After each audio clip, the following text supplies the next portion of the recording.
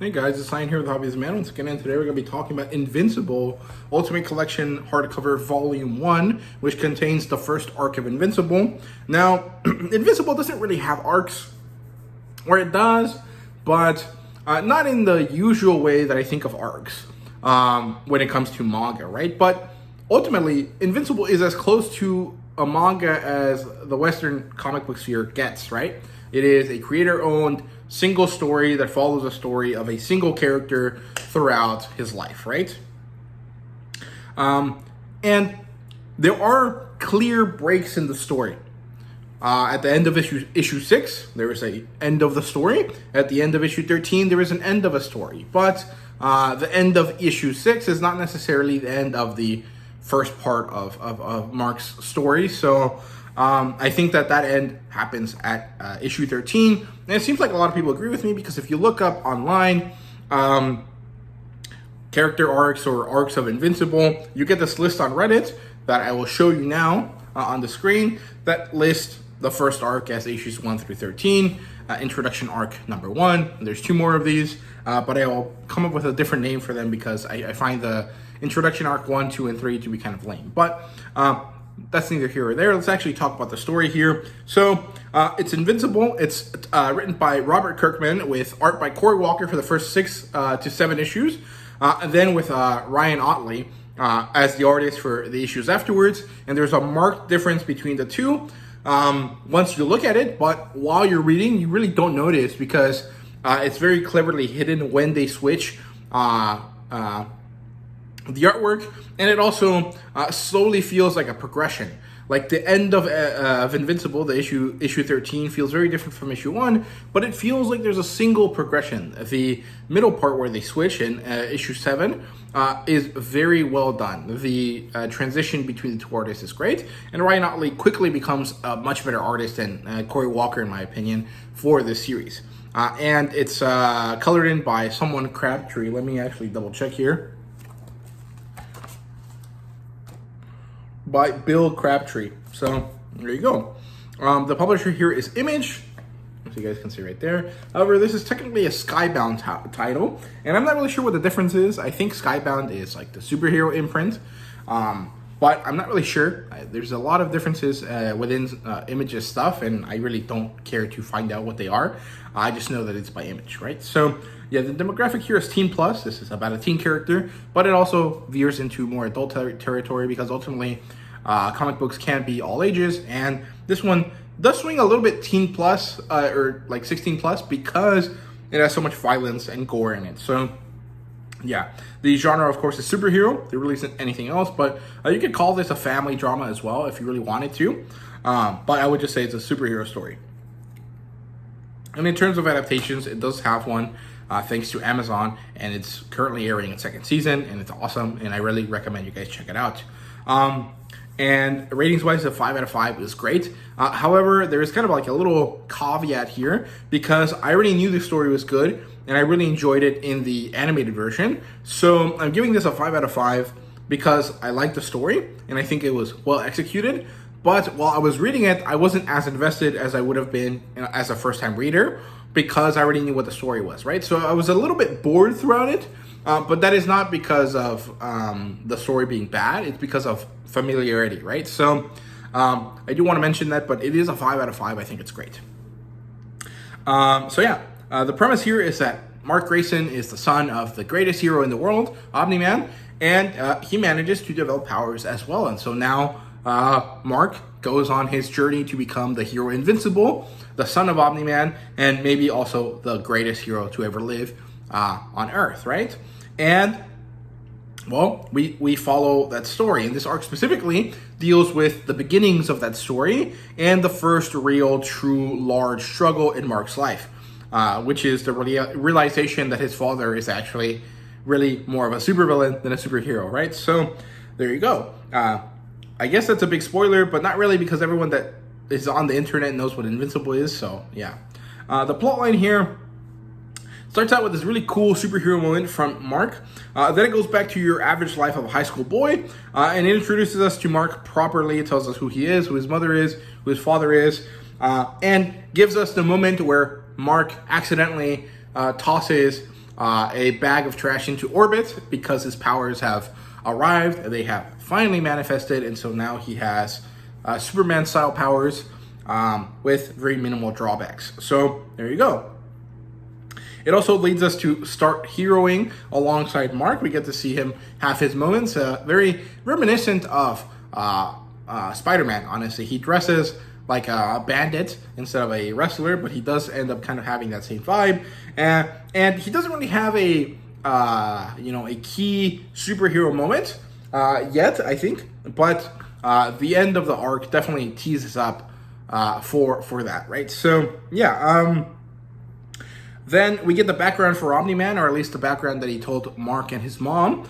However, this is later revealed to not be true, and we get the real one later on in the story. We get introduced to Adam Eve, who is the main female character here. I do think she ends up with Mark at some point, but not in the story, not yet at least. And she is introduced to us. She becomes friends with Mark. They become friends both in and out of superheroing because they go to the same school, and they start dealing with these guys that are basically turned into bombs. And it turns out that it's because one of their teachers was kind of having revenge on these jock kids because they drove his son to suicide. And it was a really deep moment, or at least there was a really deep backstory there, but the way that it was handled in terms of like how they deal with the story feels pretty quick. Like there really isn't any like deep ramifications for this. Mark and Eve don't really sit down to think about the issues of bullying or anything like that. It's not really that type of story, but as a reader, you kind of can understand and sympathize with this character, right?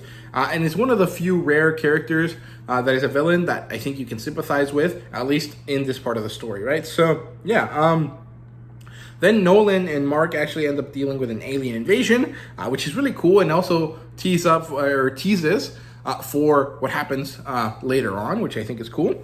And then we get introduced to Alan the alien, and we transition to the next arc of the story with this really fun moment here where we get introduced to a bunch of heroes with different artwork done by different artists in order to introduce the Guardians of the Globe, and in order to hide the fact, or at least it looks like it to me, to hide the fact that the artist is changing, right? Because at this point, Cory Walker was not interested in doing a weekly series, and he decided to step away from the project, and Ryan Ottley joined into the project, right? And you don't notice the change immediately, but suddenly you kind of realize, oh, this looks way better and way different from before. What's going on? And it's because of Ryan Ottley, right? So, yeah, I really enjoyed this part of the story. This is like issue 6 or 7, where we get introduced to the Guardians of the Globe. I like all of the stories that they have, and they're basically JLA, right? So there's a Wonder Woman equivalent, there's a Aquaman equivalent, a Martian Manhunter, a Green Lantern, a Superman, a Batman, and I think there's an extra character that I can't remember who it is. And they all are viciously murdered, right? And so we get the funeral scene, and we get the new Guardians of the Globe team assembled. And then the Immortal, the leader of the Guardians of the Globe, makes a comeback at some point during the story, and shit hits the fan at this point. He attacks Nolan because it turns out that he was the guy that killed all of them, and we get this really crazy moment where the truth comes out. Nolan says the truth about his origins, where he comes from. He tells Mark what is in store for him, and then the story ends with the threat of invasion by the Viltrumite Empire, right? So that's crazy. And it's really, really good, and I love it. It was an awesome moment to end the story. And also the story ends there, but then there's like a little bit extra stuff to kind of finalize the arc, right? And what happens here is that the story ends in this kind of like hopeful kind of vibe with Mark and Alan sitting on the moon, looking at Earth, just thinking about what they're going to do with their futures. And I really like it. I think it's great. I'm not really sure why. I think it's really good.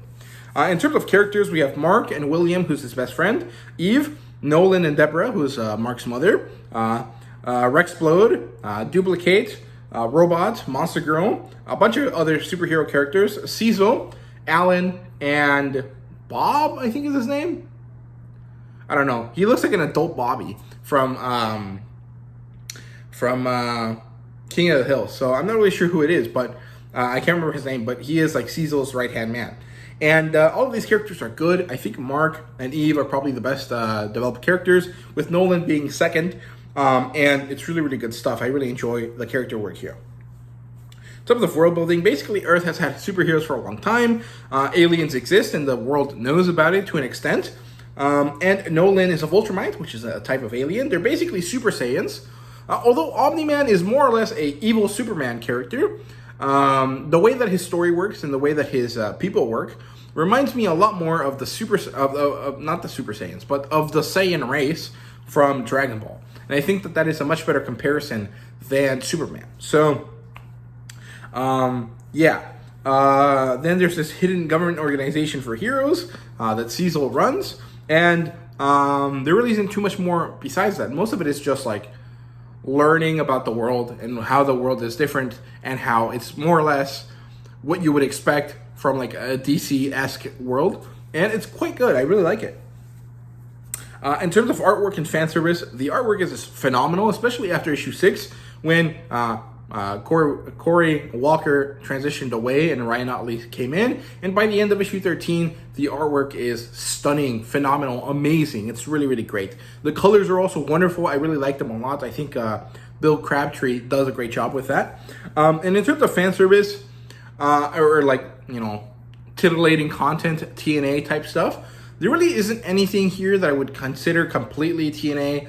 There are definitely moments and situations where it's like, oh, we can use this opportunity to have a little bit of a sexy scene or a little bit of a kind of like titillating moment or panel here, so we're going to use it. But it isn't really overt. It isn't really the point or a major feature of the story. So I think it works. But, you know, there's obviously Adam Eve has a very like feminine costume. War Woman also has scenes where she's like almost naked. And of course, Nolan and his wife sleep together. So there's kind of definitely situations that involve that, right? But there really isn't anything too graphic. So this is still like good for children. Maybe not like young children, but like 12-year-olds will probably read this pretty well and not have any issues with it, right? So yeah, ratings wise, like I said, it's a 5 out of 5. I did find myself bored a little bit with this story, especially at the beginning. But once I got into the meat of it, I was really happy with it. And the boredom comes from familiarity with this stuff. I watched Invincible. I loved it. I really enjoyed it when I watched it the first time. And nothing here is particularly different from the animation.